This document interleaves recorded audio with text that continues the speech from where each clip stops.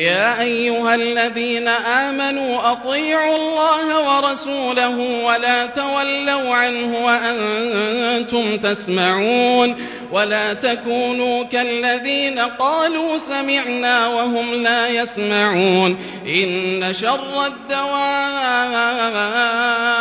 عند الله الصم البكم الذين لا يعقلون ولو علم الله فيهم خيرا لأسمعهم ولو أسمعهم لتولوا وهم